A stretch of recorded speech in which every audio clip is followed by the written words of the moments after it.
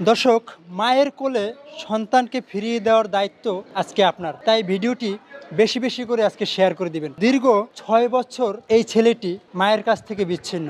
আর একটা প্রকৃত মাই জানে যে সন্তান হারানোর কি বেদনা। কোনো মাই এই পৃথিবীতে চায় না তার সন্তান কোথাও হারিয়ে যাক অথবা তার সন্তান কোনো খারাপ অবস্থায় থাকুক। আমার পাশে ছেলেটি দেখতে পাচ্ছেন, ওর কাছ থেকে জানার চেষ্টা করব কিভাবে হারিয়েছে এবং কোথা থেকে হারিয়েছে। তোমার নাম কি? ভাই রাকিব। তোমার গ্রামের বাড়ি কোথায়? ময়মনসিংহের রেতেরকোনা। তুমি কিভাবে হারিয়ে গেছো? হারিয়েছি যে সময় আমার একটু ছোট, 10 বছরের। সে সময় আমি কিছু বুঝি না, আমি ট্রেনে উঠছি বলে ট্রেন ছেড়া দিছে, জানতেও পারি নাই। হঠাৎ করে কমলাপুরায় বুঝলাম, কোনো কিছু চিনি না, জানি না কই যাবো, কি খামু, কই ঘুমামু। আইস এই পথে। এই যে তুমি রাস্তায় থাকো, রাস্তায় থাকতে কতটা কষ্ট? অনেক কষ্ট হয়। এই যে পুলিশরা বাইরে হয়, বাড়ি মারে, ঘুমাইতে যায় না, ঘুম হয় না ভালো মতো, বাইরে যা।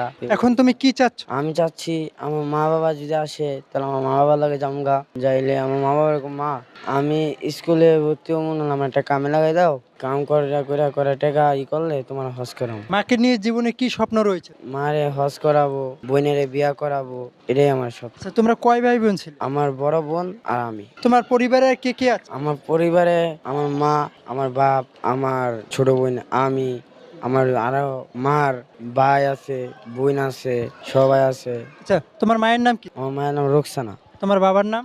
মোহাম্মদ আলী। আর তোমার বোনের নাম? আমেনা। তোমার নাম? রাকিব। রাকিব, এখন তো তুমি পরিবারকে খুঁজে পেতে চাচ্ছ নাকি? জি।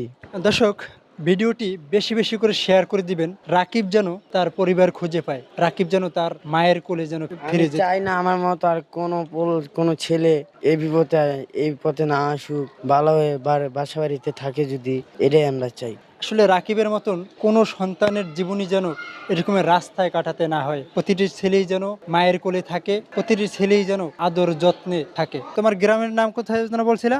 ময়মনসিংহ রেত্রকোনা। ময়মনসিংহ নেত্রকোনা। জি। দর্শক, ভিডিওটি যারা ময়মনসিংহ নেত্রকোনা থেকে দেখবেন, বিশেষ করে তারা সকলেই শেয়ার করবেন এবং তার পরিবারকে খুঁজে পেতে সাহায্য করবেন। সবাই ভালো থাকবেন, সুস্থ থাকবেন। আল্লাহ হাফিজ।